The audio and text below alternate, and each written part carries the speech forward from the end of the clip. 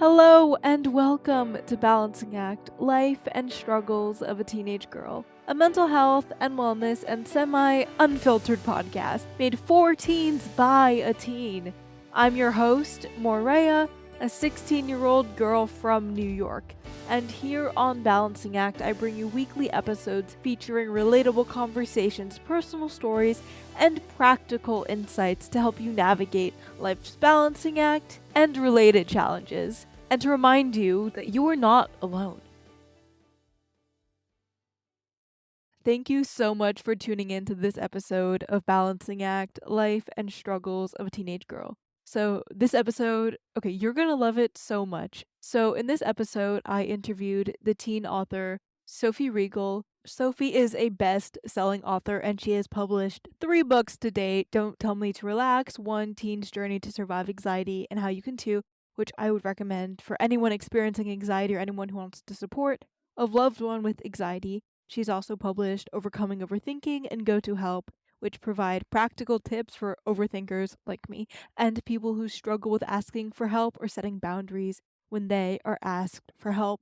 And then Sophie is also a professional speaker who advocates for destigmatizing and raising awareness for mental health. She also offers coaching for parents, Gen Zers, and professionals to help bridge gaps between Gen Zers and older generations because sometimes we're just like not on the same wavelength. So she's done so much, and this is an amazing episode in terms of just kind of talking about mental health and how you can sometimes feel so reluctant to reach out for mental health support and you feel like you have to deal with it on your own and just how isolating that can feel. So we talk about reframing how you think about mental health and how you think about what it means to reach out for mental health and how there are people who are wanting and waiting to help you. And we talk about our own struggles with mental health. And it's honestly just an amazing conversation. I promise you, it will be so worth it to listen to the end of this episode. So let's just dive straight into it. I'm so excited to have you on my podcast. So thank you. I'm so excited to be here. It's really nice to get the invitation to get to talk to you. Thank you so much. So, just starting off on a kind of personal note, your first book, Don't Tell Me to Relax, was really pivotal in my journey with anxiety and actually helped to inspire this podcast because it showed me the power of validating other people's experiences through sharing your own. So, what inspired you to become an advocate for mental health? Was there any specific moment where you realized you needed to speak out against the stigma towards mental health? I think one of the things, and I think I talk about this in the first book, is I was being pretty severely bullied because of my OCD and my anxiety. And when I told my therapist what was going on, she said the only way to deal with bullies is to educate them. So I started doing that in 7th grade when I was not a public speaker and I was a very shy kid and didn't want to be up in front of the room. But I did that and I saw the changes that happened as a result of that. And I saw the amount of people that came up to me after and said, I'm dealing with the same thing. I knew I had to keep talking about it. And because after I started talking more openly about my mental health, a lot of people would tell me, you don't look like you have a mental illness. And so I wanted to basically show the world like this is a face of mental illness. It's not what is always on social media or in movies or on TV shows. You can look quote unquote normal and still be really struggling. And we need to normalize that as well. Yeah, not only can you look normal, but you can also be functioning at such a high level like you were. And when you're like you were at the top of your class, all American race walker, people think that, hey, to achieve that amount of success, she can't be struggling with anything. And so, were you at all afraid to share your story?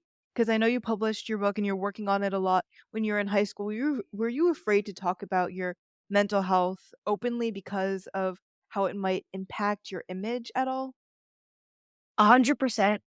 I especially because I put the book out right before I was writing the book during my college application process, and I talked about it in my college application, and I was nervous that the admissions officer would read about my story and say, "This kid's not fit to be at an elite university if she's struggling so much." And so I definitely was worried about that, and just I had for the longest time this image of being sort of the perfect kid, perfect grades, great athlete, all these things, and I didn't really want people to see me any differently. But I knew that wasn't the reality of what was going on. That was definitely more perceived than real. Yeah. And so since your book has come out and you've gotten such an amazing response from so many people, has that shifted the way that you view talking openly about mental health at all? I am pretty much an open book, no pun intended. At this point, yeah, I am very open about struggling with any and all the things that I'm dealing with. I talk about it openly on social media. Um, at this point, people know me as a mental health advocate, so it would sort of be odd for me to have the facade of everything's going perfectly. And I actually think me sharing about my experience gives me credibility to help other people who are dealing with the same thing. Yeah, I so agree with that because you can't really talk about anxiety or OCD if you've never experienced it for yourself, and nobody's going to want to listen to you because they can't relate or you can't relate to Exactly. them. So, I also watched your TEDx talk on mental health stigma, which really connects to talking about mental health openly. But this was speaking openly about mental health and normalizing the fact that everyone has mental health and people deal with mental health conditions. So, why do you think it's important to not label mental health as a quote unquote issue? Like, if somebody doesn't have a mental health issue. What can we do to change that? First of all, it's important to not use that language because if you label someone as an issue or a problem, that's what they're going to believe. They're going to believe that they're a problem. They're going to believe that they have issues. And when people have a problem, they're often embarrassed and don't want to get help for it. But if we say this is just a thing, the way a broken leg is a thing that you get treated, that feels much easier to go and get help around that. And I talk about that a lot in the book, Go to Help, that you mentioned earlier. The way that the language that we use is always changing, and I think right now, I don't know exactly what the right term is, but I can tell you when I talk about mental health, I will say things like, I'll just say mental health, period, or I'll say mental health challenges because that a challenge, it feels like something you can overcome, whereas a problem is something that needs to be fixed. I can say a mental health concern. I can say just mental illness. There's lots of ways to say it without calling it a problem. Yeah. What you said that I thought was really interesting about problem is that it's something that needs to be fixed. And I feel like a lot of family and people around us who are trying to support us through these mental health challenges view it as like that thing that has to be fixed and then they try to help but in the wrong ways. How do you recommend teenagers talk to their parents about but how should we confront our parents if they're not supporting us in the way that we want to be supported? The first and most important thing to do is to acknowledge their good intentions. So you can start the conversation by saying something like, I know that you are really trying to help me and I appreciate it. And here's what would be more helpful. And part of what I just said is I used the word and instead of but. So I didn't say, but this would be more helpful because that sort of discredits what they did before. This is, and more, here's what more you can do to support me. And the other thing is you need to have the language to express the kind of way that you want help.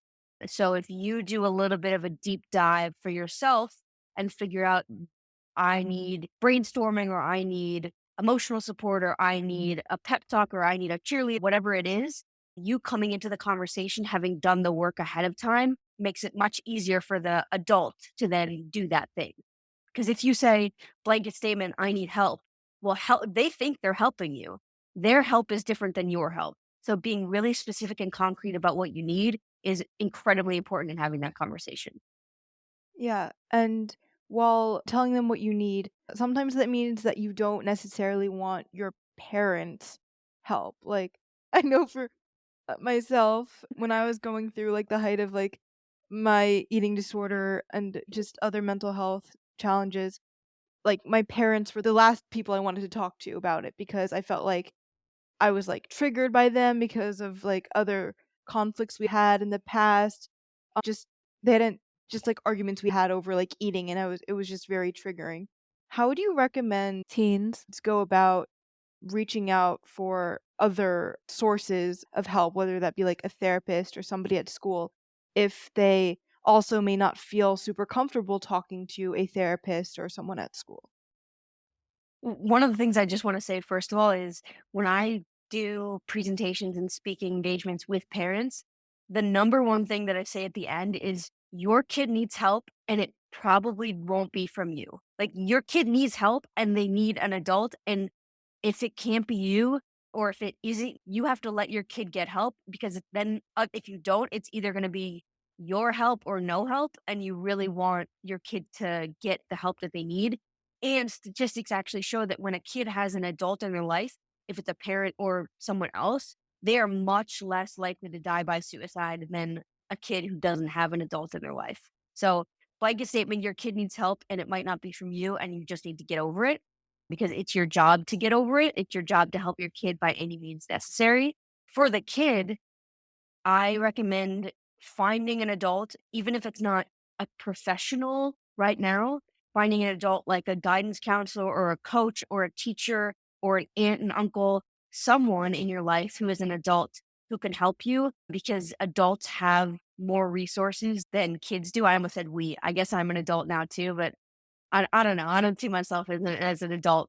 But the adults have more resources, and if you don't wanna talk to your parents, there is someone there who wants to help you, and if you can't find a therapist because of insurance or whatever it might be, there are lots of free tip lines, hotlines online, crisis counseling online that are meant for this exact thing. You said something about teachers helping, and I know in your book you talk a lot about how your math teacher was super supportive of you.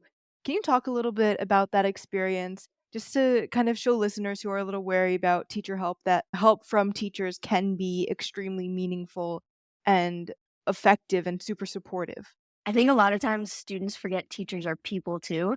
I remember like as a kid and a lot of kids, we thought teachers slept at the school, that their first name was Mrs. or Mr. Like they're actually people that have real families, which means that they have the ability to be compassionate.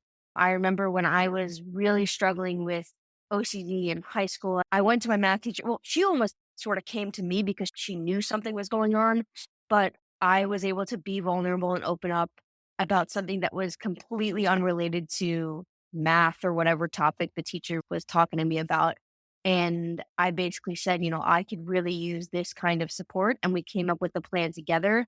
And it's not going to be every teacher, but the teacher that you find the connection with, the teacher that makes you feel safe, that makes you feel comfortable, is a teacher that you potentially want to go to. And I can promise they will be honored that you thought of them. Even if they can't help, no one's going to be upset that you thought they would be a good person to help you. Yeah, definitely. I know there have been so many times where I've gone to teachers for help because sometimes when you're dealing with something like anxiety or OCD or in my case like depression, functioning at school as like trying to succeed at school is one of the hardest things to do because you're like, all your energy is being put into kinda staying alive and, like, functioning throughout the day that you don't have any extra energy to put into studying and all of that, so if you are going through depression and or anxiety or something that's really inhibiting your, ability to function at school, it's really worth reaching out to a teacher so that they can support you and give you some help. Yeah. I used to call her my school mom. Yeah. It's so amazing to have a connection like that to somebody at school because you're at school for most of the day during the school year and not having like any support at school is really hard. For sure. So, in your book, in addition to support from your teacher, you also talked about the effect that medication had on you and your OCD, your anxiety, and helping you to manage that. And while we are not medical professionals, so if you're listening, please go talk to a doctor or a medical professional to talk about if you think medication might be right for you. Um, Sophie, could you please tell us a little bit about how medication affected you and any advice you would want to share with people who are thinking about starting medication but are wary of it because of the fear that it might change who they are or because they're afraid of losing their anxiety because anxiety can be helpful in terms of being productive. That was my exact fear, and probably part of the reason why I didn't get medication sooner was because I was so worried that my anxiety is what made me who I am, is what made me successful, is what led me to be the valedictorian. What happens if I take this medication and that's completely gone and I'm just not myself anymore or I can't perform the way I had been performing? There is a lot of fear around that, which is totally understandable. And I think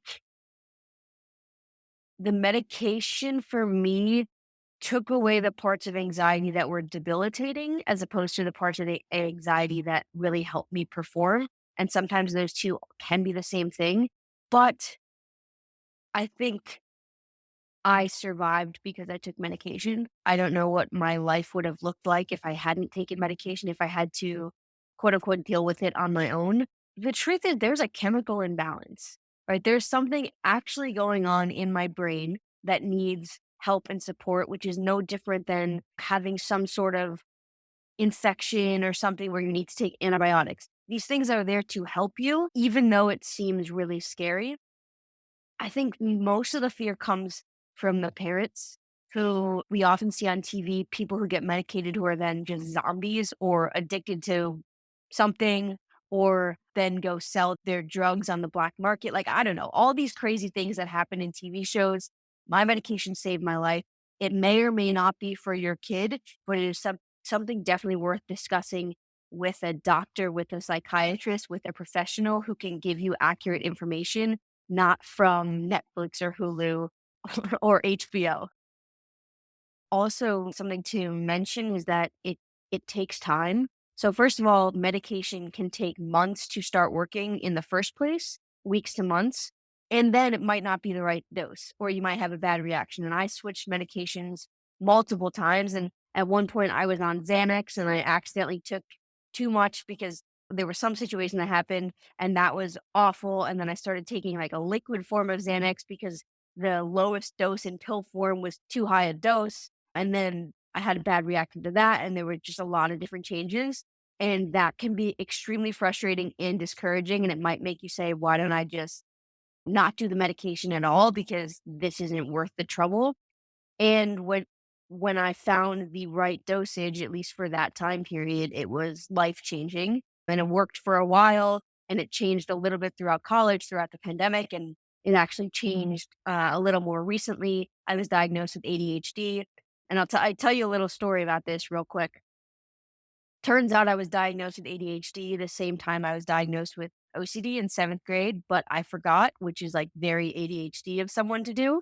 So I was, I guess, re-diagnosed recently with ADHD, and so medication with that changed, and I'm constantly working with a psychiatrist to make sure that what feels good and what doesn't feel good and how we can adapt to life stressors and things like that. So it's a journey. It's not just pop a pill and you feel better. But I think for me, it changed my life and it could change yours. I so agree with that. I was going through a depressive episode end of last year, and medication, I think, is one of the things that got me through it. It takes a while for it to kick in, and it's not like one day you wake up and everything's all sunshine and rainbows. It's a gradual process, and I feel like therapy and other resources are vital for helping people with anxiety and depression and OCD, but medication can be the first step that kind of allows you to get to a place where therapy can be effective.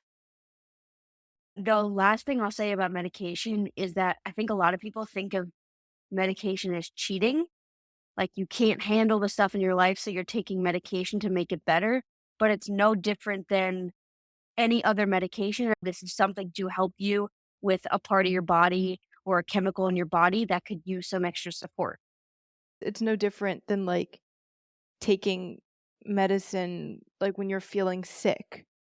Like, I feel like it's so interesting the way that mental health is kind of viewed as this thing that you have to handle on your own. Like, why do you think it is that we care so much, like, about our physical health, and most people, if they're feeling sick, will go to the doctor, but if we're feeling depressed, our first instinct isn't to go see a therapist or talk to somebody about it? I think part of the older generation, they have this a little bit of this mindset of just tough it out, suck it up, buttercup, let's go, put some dirt on it and get up and go. And that is just that's not gonna work for a lot of us. I'm trying to think why I think that's the first instinct. And maybe because it's something you can't see, right? It's really easy to see if you're bleeding, like you go get a band-aid or whatever. It's hard to see that there's something that actually needs to be done to help you with your mental health, even though it's invisible. So I think that's part of it. I don't know. What do you think? I feel like with physical health, it's so much more obvious both to yourself, like there's no denying that, hey, I just fractured my wrist, maybe I should go get that checked out. Although some people do injure themselves. Like I'm an athlete, you're an athlete. I'm sure you've been injured or seen teammates who are injured who are constantly like going to PT, but then they're still like completely pushing it everywhere. So I think with physical stuff, people do tend to still push it. But I feel like if it's something that's obvious and it's something that's visible, then people around you will also point it out and try to get you to get help, and you'll see it and then think about going to get help. But with mental health, that's a lot harder because, like you're saying, it's invisible. And also, if you're dealing with anxiety, sometimes that's not so obvious, and people just think that you're super high achieving and smart and can't be struggling at all, which means that they won't be so concerned and they won't be trying to get you to go get help. So I feel Yeah. like that definitely contributes to it. So And I think, I don't know what your experience has been like. There's not a huge age gap between us. Like, how old are you? 16. 17? 16? Okay, so there's 7 years, but we're in the same generation. I don't know about you, but when I was growing up, not from my parents, but adults in general, they always had this phrase of we had to walk uphill both ways in the snow to school. And we didn't have this kind of support. And I think there's somewhat of a mentality of because we didn't have this support, you should be able to deal with it. We had to handle it, so you should too. And just because they didn't have the resources or there weren't the resources in general or the language doesn't mean we don't deserve to get help. I totally agree with that. I feel like that can be applied to so many different things. Even my parents, sometimes they say, when I wanted to know something, I had to go to the library to look it up. And teenagers nowadays are so lazy because all they have to do is like do a Google search. And while there's definitely something special about going to the library and looking through the files by hand, I feel like having access to the internet and using the internet shouldn't be looked down upon because like as like cheating or like the easy way out. It's not our fault that these things were invented. So talking about anxiety between different generations, I know that you worked on a book with your mom called Overcoming Overthinking, and I'm wondering what it was like to work on that book with her. Like, did you learn a lot from her? Did you connect with her because of how you guys both have gone through similar things? She and I have a very unique relationship. We are incredibly close. I consider her to be one of my best friends, my biggest confidant. And one of the things that I really loved about working with her was there was no judgment. There was a feeling of safety.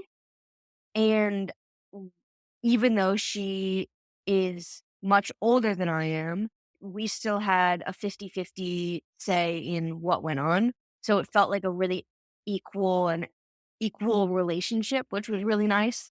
I do think we got to ask each other questions that otherwise wouldn't have come up, and we get to see our strengths individually and together. And the thing about both of us is we both do not like working with other people. And in high school and college, teamwork, team projects are like my least favorite thing ever. And I think she feels the same way because I don't want to have to rely on other people. But I think she's one of the best partners I've ever had. And I would absolutely, yeah. So much so that I wrote another book with her. If it didn't go well the first time, I wouldn't have done it again. And we do a lot of work together, a lot of speaking together. And I think we are constantly learning from each other.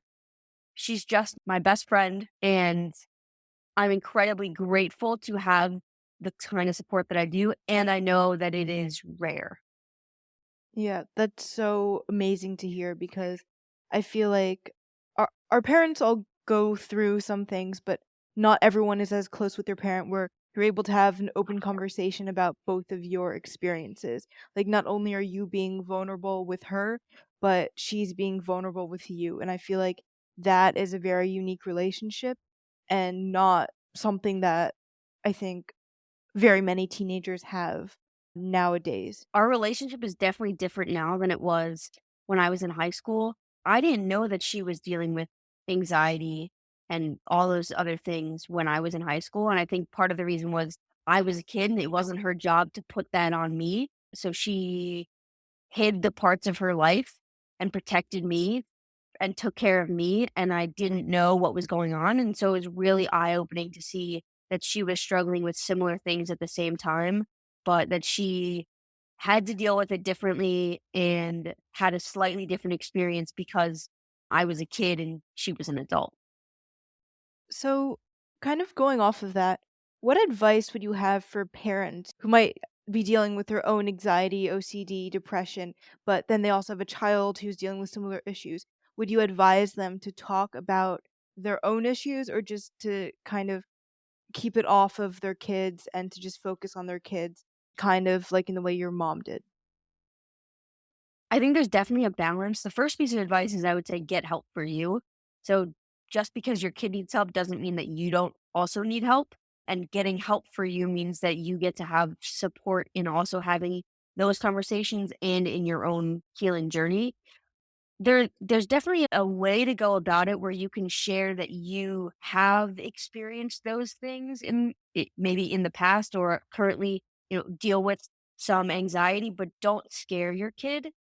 Don't make your kid feel responsible for it. Don't make them feel like they need to take care of you. So I don't know exactly the right way to go about it. I'm sure I will find out one day when I have kids. And I'm sure I will screw it up like every parent screws it up. But I think you don't wanna make them scared or make them feel like they need to take care of you. So whatever information you can share without doing that feels and that is helpful and relatable, and if they ask you to share that information, right? Don't just dump your past on them because you think it would help them. You can ask a question like, "Hey, would it be helpful if I told you a little bit about my experience?" I definitely agree. It's hard to strike, a good balance with such difficult topics and especially I mean, I'm not a parent, but I can imagine you're watching your kid grow up and it's kind of hard to realize that hey, like they're no longer a little kid so they can handle this, but also they're not like a grown up yet. So maybe don't dump it all on them. Yeah. Talking a little bit more about family relationships as relates to mental health stuff. What was it like when you released your book? Because I know that you didn't talk about all this with your close family. So, what kinds of reactions did family members have? Most of my family, except for my mom and dad, were and actually, except for my mom, everyone was incredibly surprised. I think they knew I was struggling, but they didn't know to what extent, and especially my brother, which I always find it interesting that my twin brother, we went through everything together. He had no idea what was going on. Partially, that's on me because I hid it really well, but also, we I don't know. I don't even know how he didn't know, but I think that's on me, not on him. The rest of my family was very surprised, very supportive, but I do remember my book coming out and maybe about a week later, my uncle came to my house and he came upstairs to my room and he was almost in tears saying like I didn't know about any of this and I wish I had known so that I could have supported you in what was going on. So I was very lucky that everyone had a really great reaction, but it does say something about how scared I was that no one really knew that this was going on at all. Yeah. So, what advice would you have for people who are kind of scared to share their experiences? Because I know not everyone is in the place you were where they could write a book about it or where they felt like it was something that they wanted to write about. But how would you recommend that they approach just kind of reaching out for help? And what do you wish you could tell your teenage self about reaching out for help given the response that your book got, especially within your family? A line that my mom and I often use when we're talking about offering and asking for help is that people are wanting and waiting to help you. And if I had thought about that and remembered that and believed that, I think I would have thought that if I tell people what's going on, that I'm not going to be a burden, and they might not even change the way they think about me. They just want to help me and love me and support me. I think for other people who don't have the same relationship with their family and parents that I do, find one safe person that you can talk to about this, and starting to have these conversations will possibly make you feel more comfortable having other conversations with people who you might not feel as comfortable with. But do what you're comfortable with. Make sure you're in a safe environment. No one's going to force you to do or say anything. If you need help, ask for it. And if someone says no, they're not the kind of person you want in your life. I feel like that's such a great piece of advice. If you need help, there's no shame in asking for it. But a lot of people feel like they're not in a position where they can ask for help because it hasn't gotten like bad enough yet. What advice would you have for people who don't feel like they're worthy of help quite yet? I would first of all ask, what is bad enough then? What are you waiting for? What are you hoping that it gets to for you to be able to ask for help? And I often say that you can think about it like having cancer, for example. You don't have to wait till it's stage 4 to get help. At that point, it's probably too late. And not to say it's never too late to get help, but you want to get ahead of it. And even if you don't have a mental illness or you're not struggling with whatever's going on, you deserve help because you're a human being. Um, and you don't have to wait for something to get bad to have help. You deserve it in any and all stages of your life. So I can tell you right now, I'm in therapy and I have been in therapy, even though I don't feel like I am struggling a ton, but it's preventative measures that help me stay on track. I do empathize with the mindset though of it's not bad enough for other people have it worse. And we need to shift that mindset to I'm worthy of getting help regardless of what other people are going through. Yeah, I totally agree with you. I feel like with mental health, it's so easy for it to kind of go down a not so great path. And the more you bottle it up inside and the more that you allow it to slide down that path, the worse it gets. So even if you're not feeling so good one day and it's just kind of like a one off type thing, there's no harm in reaching out for help because then you're establishing a support system for yourself in case anything does happen in the future. So, in terms of overcoming overthinking, the book that you wrote with your mom, are there any strategies from that book that really stand out to you and that you wish you could just like kind of plop into the minds of everyone on earth? That's such a great question. I think the one of the biggest things is I believe we have a section on changing your mindset, and especially when we talk about changing your mindset in relationship to getting help. So a lot of people have the mindset of if I ask for help, people are going to see me as weak or less than or incapable. If I ask for help, I'm being a burden. If I ask for help, people think that I am struggling or I can't do it on my own.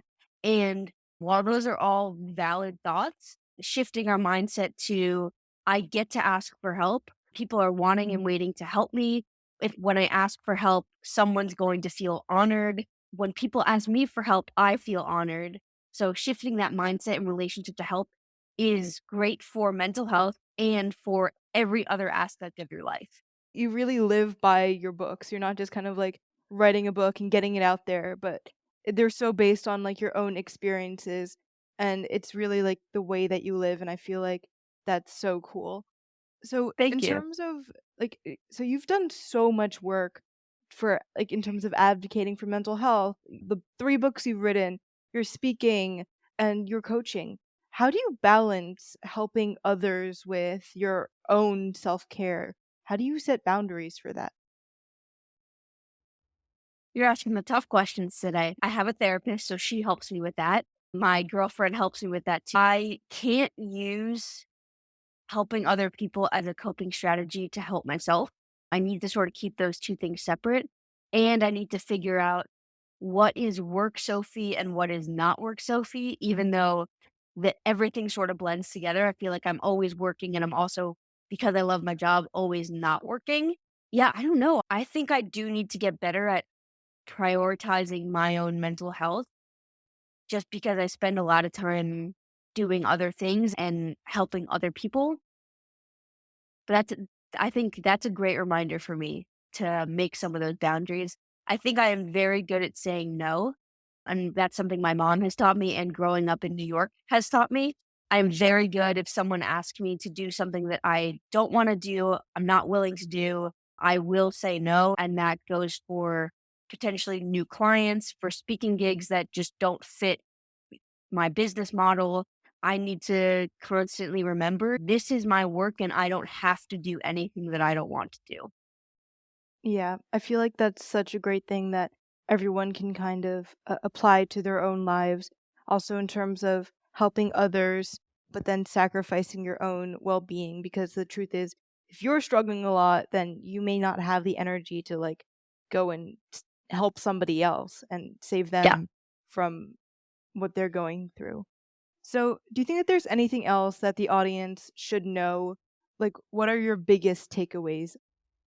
To tell someone, first of all, I'm available via email. So if anyone who's listening has questions or wants to reach out, you can email me or find my website. And I think you'll drop that link or, we'll figure out how to do that. What is my biggest takeaway? I mean, you deserve help. Don't wait until you think it's bad enough, which I think you hit the nail on the head when you said that. There's always someone who is wanting and waiting to help you. And I just want to validate how hard it is, how miserable it can be. And it doesn't have to stay that way forever. You have the ability to make changes to make your mental health better, make your life better. But I do understand how hard it is and I would never want to be back in that situation. It's going to take a lot of work to help yourself and it is always worth it. That's really great advice. I completely agree with all of that, and I feel like that's a really good kind of just summary of what this episode was about. Like, it's worth it to reach out. There are people who will help you if you reach out. And, Yeah, like, not only is it worth it to reach out, but you are worthy of reaching out. And so, I guess absolutely. just one final question. I know we kind of touched upon this, but it's something I like to ask everyone. So, if you could give one piece of advice to your teenage self, what would it be? No one's going to care if you're valedictorian. That for me, I can see you relating to it. I can like actually see it happening. Yeah, no one's gonna care. The reason why I picked that is because that was my entire focus for all of high school, and I hurt myself trying to get there, and I did get there, and then it was a big letdown because no one cared after the initial announcement. It was not worth putting myself through hell to get it. And I want to remind my younger self that recognition doesn't always have to come from an outside source. Validation doesn't always have to come from an outside source. I also know, having worked with a lot of kids and teens, listening to advice from other older people is often frustrating. So I don't know that my younger self would have listened, to be completely honest. I think I would give my younger self a hug and just let her cry. Just let her be miserable, and I think a lot of adults have the mentality of let me just tell these kids it's going to get better. But in the moment, it feels like it's never going to get better. It feels like you're going to die. It feels like everything is out to get you. And I wish, and my mom did say this, but I wish more people let kids feel that way first. Let them be sad. Let them be miserable. These are all important feelings to have. And then help them get to the idea that it's going to get better. I think if you just tell them it's gonna get better, that's not something that's gonna stick. Yeah, I totally agree. I was listening to something the other day, kind of about those two components of like, yeah, it sucks, and yeah, it's gonna get better because you have to use them both together because you can't just tell somebody, yeah, it sucks, and then not do but I know that something that you can work to make it better. You can't just tell them you can work to make it better, but then not acknowledge that they're suffering. Yep, Thank you. 100%. Well, I just wanna say before we, finish out, I think the work you're doing is incredible. I think you are changing people's lives. I know that you are sharing your story, and it is an amazing story. So I'm really honored that you asked me, and even though you are 16, I can definitely I see myself looking up to you because what you're doing is just really brave and not it's something that not a lot of people are willing to do. So kudos to you.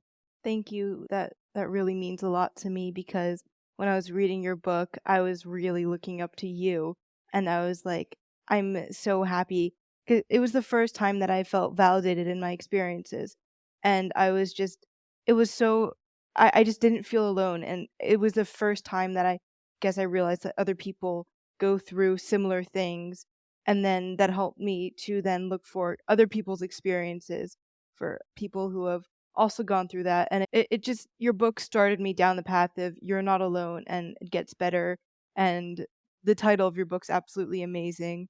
It's like the how you can survive anxiety too, and I feel like it was just such like a turning point, and even though I only read the book once, I still remember a lot of what your book was saying and a lot of the details. Like when I was getting medication for my depression, I thought about your experiences with medication and anxiety, and I was also thinking about like, I never thought that I'd need medication, so I kind of wrote that off when I was reading your book, but then it really came back, and it was really Mm. helpful just to kind of see somebody else's experiences and then use that to kind of help myself. So, yeah, you've done so much amazing work, and I really look up to you. Thank you. I'm honored and this is exactly why I do what I do. Yeah. Well, thank you so much for taking the time to be on my podcast today. This was such an amazing conversation to have. It was so meaningful. I feel like I learned a lot from our conversation. I feel like listeners will learn a lot from it too. Awesome. And if anyone needs to reach out, just reach out. I'm always here. Thank you so much for making it to the end of this episode of Balancing Act Life and Struggles of a Teenage Girl. I found this episode and this conversation to be so meaningful, and I really hope the tips that were shared on this episode can help you. So, here are my biggest takeaways. First of all, there's no single face of somebody who is struggling. You can be highly functioning and still be struggling with something. There are so many people who seem to be very high achieving on paper, but still have something going on underneath all of that, and it's completely okay. The second thing is, if you're struggling at all, you deserve to reach out for help. What I think Sophie said, which is so valuable, is that you should find an adult. And that adult may not be your parent for a lot of people. But again, you deserve to reach out for help. So find that adult in your life and establish a support system, even if you don't think it's quote unquote bad enough. Why does it have to get quote unquote bad enough for you to reach out for help? Establish that support system as a safety precaution. Nobody is going to be mad at you because you thought they'd be a good person to reach out to. They will be honored that you thought of them. The third thing is that it's okay to be open about your mental health because chances are people aren't really going to change their opinions of you if you're more open about it. In fact, they might think that you are so brave for being so vulnerable about something a lot of people don't want to talk about and that a lot of people are actually also going through. The fourth thing is that it's so important not to label mental health challenges as quote unquote issues, because then we stigmatize it and we make people feel like they can't reach out for help, because if they reach out for help, then they'd be admitting that something is wrong with them. They're dealing with a problem. And then in terms of medication, Sophie and I are not doctors and we would never claim to be doctors. So while medication can be extremely helpful for some individuals, please reach out to a professional to see if medication might be the right move for you, because we cannot tell you what to do because we are not doctors. And then the next thing that Sophie said was about being valedictorian and being high achieving. And I know that as teenagers, there's so much pressure on us now to do well, but then it's honestly sometimes crippling. And I'm trying to work on navigating that pressure around school, and I know other teens are trying to navigate that, and I think we could all benefit from reframing the importance of grades in our lives. And I don't really know how we can do that because of how much they are ingrained in society. So let me know if you want me to make a different episode on that. And then the final thing Sophie shared, which I thought was so important, was it's so important just to hold yourself and to feel crappy sometimes. There is no perfect fix, and that is okay. So I hope this episode has helped you to move towards a place, just one step towards a place where you can reflect on your journey with your mental health, reflect on reaching out to others, and I hope that this has helped you to understand that no matter where you are in your mental health journey, no matter how highly functioning you seem to be on paper, if you are struggling at all, you deserve to reach out for help. And even if you're not quote unquote struggling, you still deserve to find the people around you who can support you, because, like she said, there are people who are wanting and waiting to help you. So thank you so much for tuning into this episode. Thanks for listening to this episode of Balancing Act: Life and Struggles of a Teenage Girl. If this episode resonated with you, or if you know someone it could help, please feel free to share it with your loved ones or on social media. You can find us on our Instagram at balancingact.podcast and on our website balancingact.life. So please consider checking those out and giving our Instagram a follow. If you want to support the podcast, please consider subscribing to the podcast or leaving us a hopefully good rating on whatever platform you're listening to this on, because that would really be invaluable. If you have any questions or comments about this episode, or if you want to suggest a topic or person for a future episode, please reach out to us through social media, our website, or email, which you can find linked below. Thanks again for taking the time to listen. I hope you have an amazing rest of your day, and remember, life's a balancing act, and sometimes you're gonna fall on your face. But you're not alone.